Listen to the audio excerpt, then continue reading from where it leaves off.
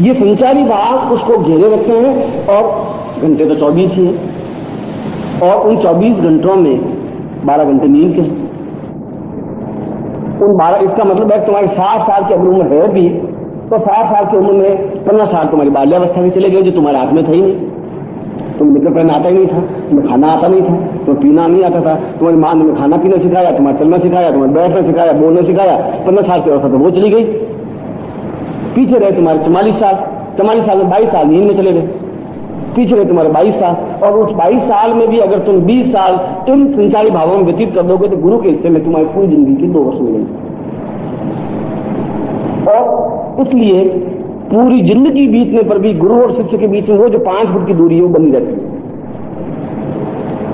इसलिए जहां उसने प्रश्न किया कि अगर गुरु शिष्य गलती करे तो, और गलती वो तभी करता है जब उसमें संचारी भाव जागृत होते हैं या उसके ऊपर संचारी भाव हावी होते हैं।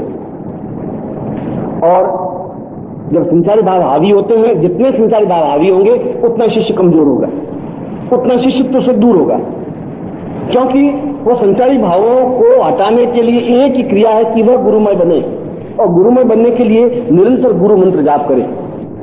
यदि आपने देखा होगा तो कुछ प्रेमी ऐसे होते हैं, अगर उस मजनू को पूछा गया कि तुमने खुदा देखा, राजा ने बुला के पूछा, तो बिल्कुल देखा। तो तुमने खुदा को देखा है? देखा है, और जी भर के देखा है। कैसा है? ठीक लैला की तरह, ऐसी आंख है, ऐसी नाक है, ऐसा कान है, ऐसा खुदा है। उसका और कोई चिंतन नहीं, पूर्ण लैलामय हो गया था और कोई चिंतन ही नहीं था। जब राजा जैसा आदमी पूछता है कि तुमने खुदा देखा है, तो हाँ देखा है, वो दम के साथ कह रहा है, और जो विवरण दे रहा है और पूरी लैला का विवरण दे रहा है।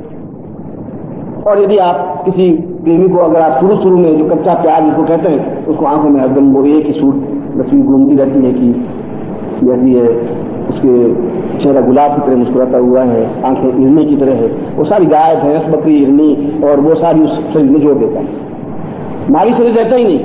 उस नारी शरीर में फूल पौधे पत्तियां गुलाब और चमेली और केवड़ा और मोगरा और सांप की तरह लट और खंजर की तरह आंखें और फलदार की तरह ओठ, और वो सब पेड़ पक्षी पशु बना करके खड़ा कर देता अपने साथ। वो नारी शरीर कहां चला गया, वो उसके मानस में कुछ नहीं है, क्योंकि वह उसमें संचारी भाव बहुत जागृत हो गया। और शिष्य में जब संचारी भाव होगा, जितना भाव रहेगा उतना गुरु से दूर रहेगा। इसलिए मैंने कहा पूरी जीवन भर भी वो 5 फुट की दूरी बनी रह सकती है, और यदि चाहे तो 6 महीने में भी वह गुरु के चरणों में पहुंच सकता है। इसलिए गलती तब होती है संचारी भाव होते हैं यदि, और तुमने पूरा किया, अब तुम उसमें संचारी भाव जोड़ोगे तब तुम्हारी दूरी 5 फुट से 6.5 फुट बन जाएगी, तो 1 इंच और पीछे सकेगी, आगे क्यों नहीं बढ़ सकती, क्योंकि तुम उसमें बुद्धि लगाओगी कि अब गुरु ने 1 घंटे में आने के लिए कहा है तो घंटे में 1.5 घंटा बन जाएगा, तो कौन सा गुरु जी फांसी दे देंगे, ठीक है चले जाएंगे। और क्या बात है, लेट कैसा है गुरु जी, मार्ग में गाड़ी पिंचर हो गई थोड़ी, मगर क्या है कि वो पहिया उतर गया था, चाका थोड़ा ठीक किया, आ गए गुरु जी। अब गुरु समझ रहे हैं ये बात नहीं होनी, अगर गुरु है तो बिल्कुल समझ रहे हैं, मगर वो समझ रहा है कि ये अभी 5 फुट था, अब ये 5 फुट 2 इंच दूरी पर है, और वो 2 इंच तुमने ही दूरी बताई। तो इसलिए गुरु ने तुम्हें दूरी नहीं की, तुमने अपने लक्षणों से, अपने बुद्धि से और बुद्धि के अजीम से अपनी दूरी बढ़ाई, जबकि तुम्हारी ड्यूटी थी गुरु के और 2 इंच नजदीक जाना, और तुम्हें कहा ये काम करना है तो वह तुम्हें काम करना ही है, क्योंकि गुरु को ज्यादा मालूम है कि तुम्हें अपने नजदीक लाने में उसको क्या करना है। गुरु की तो केवल एक कर्तव्य, एक गुरु है, मनुष्य तो है नहीं, वह तुम्हारा पति नहीं है, वह तुम्हारी पत्नी नहीं है, वह तुम्हारा भाई नहीं है, वह तुम्हारा संबंधी नहीं है, वह तुम्हारा गुरु है। और गुरु की तो केवल एक ही कल्पना है कि वह शिष्य को अपने में समाहित करे। अगर पति हूं मैं, जिस क्षण मैं पति बनूंगा तब मैं पत्नी को उस ढंग से बात करूंगा, उस समय मैं गुरु नहीं है। जब मैं पिता बनूंगा तो मैं अपने पुत्र से उस ढंग से बात करूंगा, वहां मेरी ये क्रिया नहीं होगी कि पुत्र मुझ में लीन हो। मगर जहां मैं गुरु बनूंगा और जहां शिष्य है, वहां पर उस गुरु का केवल एक ही धर्म कर्तव्य है कि शिष्य को अपने आप अंदर लाए। वो अंदर लाने का प्रयत्न करता है और शिष्य उन संचारी भावों से दूर जाने का प्रयत्न करता है या नजदीक आने का प्रयत्न करता है। इसलिए शिष्य को सापेक्ष कहा गया है कि शिष्य प्रयत्न पूर्वक गुरु की तरफ बढ़े। ये सब लगाया है शंकराचार्य ने। मैं जो श्लोक बोला था उस श्लोक का अर्थ यह है कि शिष्य प्रयत्न पूर्वक गुरु की तरफ बढ़े और प्रयत्न पूर्वक उन संचारी भावों को हटाकर आ सकते हैं संचारी भाव, आप ही हटाए और फिर गुरु मंत्र में लीन हो जाए, फिर गुरु के चित्र की ओर इंगित हो जाए। अगर और कुछ वासनाएं, कुवासनाएं, कुविचार, कुछ चिंतन आते हैं तो हॉल में बैठ जाए, गुरु की चरणों की तरफ साफ साफ देखता रहे और कुछ नहीं तो अपनी आंख बंद करके गुरु में अपने आप में लीन होने की क्रिया करे और धीरे धीरे एक इंच सरकता एक क्षण ऐसा आता है कि वो गुरु में बन जाता है। क्योंकि उसको गुरु के अलावा फिर कुछ दिखाई, वो पेड़ में भी उस गुरु को देखता है। कि तुम्हारा सौभाग्य है कि तुम 4 फीट की दूरी पर ही हो।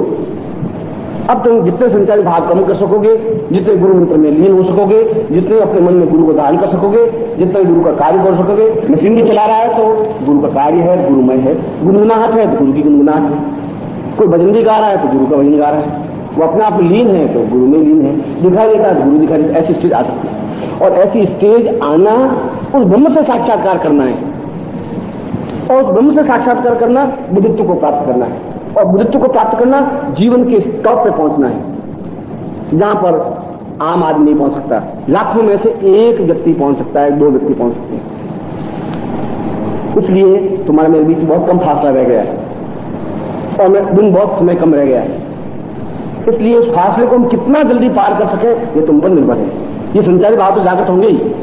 तुम नहीं गाओगे तो पास पड़ोस वाला फिल्मी गाने गाएगा ही।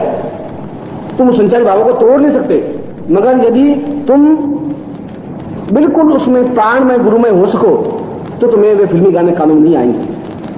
मैंने किस्सा सुना था कि अकबर दोपहर के समय एक दिन दोपहर हो गई तो नमाज पढ़ने का टाइम हो गया। नमाज पढ़ने का टाइम हो गया तो रास्ते पर ही उसने एक चादर बिछा दी और घुटने टेक करके अल्लाह अकबर करने लगा। उस अल्लाह के ध्यान में लीन होने लगी और ठीक 12 बजे एक प्रेमी ने टाइम दिया था प्रेमिका को, ठीक 12 बजे आएगी तो मिलूंगा, उस बाद में नहीं मिलूंगा, मैं चला जाऊंगा, सुन ले। और प्रेमिका एकदम से हड़बड़ाती हुई घर से निकली कि माँ बाप देखे नहीं, 5 मिनट का टाइम है, मुझे टाइम दिया है, फिर वो चला जाएगा। वो दौड़ती जा रही थी और जहां अकबर नमाज पढ़ रहा था उसके चादर के ऊपर पांव रखती हुई चली गई। अकबर तो राजा पूरे भारतवर्ष का, बहुत गुस्सा आया। सारी औरत छिना, मैं खुदा की इबादत कर रहा हूं, क्या कर रही है? खैर फिर अल्लाह अकबर करने लगा। वो वापस प्रेमी से मिलकर के बातचीत करके जो कुछ करिए था आई, वापस आई, उस चादर के पास निकल लगी तो अकबर ने हाथ पकड़ा। तुम जब मूर्ख, तुम्हें शर्म नहीं आती कि मैं खुदा की इबादत कर रहा था तो चादर पांव के चली गई? मुझे खुदा की इबादत कर रहे थे, तुम्हें कैसे मालूम पड़ा कि मैं आई? तुम्हें कैसे मालूम पड़ा कि मैं चादर पांव रखा? तुम्हें कैसे मालूम पड़ा कि मैं गई? मुझे तुम दिखाई नहीं दिए, मैं चादर दिखाई दी, मुझे तो प्रेमी दिखाई दे रहा था, उसको दिखाई नहीं दे रहा था। तुम्हें तो भगवान शायद दिन मुझे मैं दिखाई दे रही थी या चादर दिखाई दे रही थी, क्योंकि वह प्रेमी मैं हो गई थी। वह गुरु के पास, ईश्वर के पास था ही नहीं। उसको चादर और जाती हुई उसको पांव सब दिखाई दिया तो वो ढोंग था। इसलिए न उसको अकबर दिखाई दिया, न चादर दिखाई दी, न उसका ध्यान दिखाई दिया। उसके आंख के सामने प्रेमी था, जाना था। और जब तुम गुरुमय हो जाओगे तो न फिल्मी गाने दिखाई देंगे, न फिल्मी गीत दिखाई देंगे, न आसपास का वातावरण, न संचारी भाव दिखाई देगा। तुम गुरुमय बन जाओ, ये संचारी भाव अपनी जगह चलेंगे, तुम अपनी जगह चलोगे और वह फिर 2 इंच सरकना हुआ गुरु की तरफ। और मैं आशीर्वाद देता हूं कि तुम गुरुमय बन सको, तुम गुरु में लीन हो सको, उस ब्रह्म में बन सको, उस आनंद को प्राप्त कर सको और वो आनंद तुम्हारा प्रत्येक दिन उत्साहपूर्ण हो।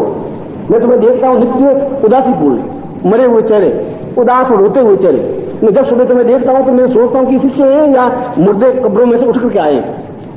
मुझे कई बार खौफ होती है कि या तो मैं गलत हूं या शिष्य गलत है, क्योंकि चेहरे ऐसे थप्पड़ खाए हुए चेहरे, मुरझाए हुए चेहरे, उदास चेहरे, क्या है क्या ये? कब्र में से उठ के तो आए नहीं, क्योंकि तुम्हें उत्साह नहीं है, एक चेतना नहीं है, एक जागृता अवस्था नहीं है। इसलिए नहीं है कि तुम गुरु में नहीं है। और जब गुरु में बनकर चेहरे पर एक अपूर्व तेज लाली तेरे लाल की, मैं भी हो गई लाल, वो खुद लालमय हो जाती है, लड़ाई युक्त हो जाती है, उसका चेहरा लाल सूक्ष्म। और मैं चाहता हूं कि तुम्हारा प्रत्येक क्षण प्रफुल्लता पूर्ण हो, ओज पूर्ण हो, जोश पूर्ण हो, उत्साह पूर्ण हो और गुरु पूर्ण हो। तो तुम्हें ऐसा ही आशीर्वाद है।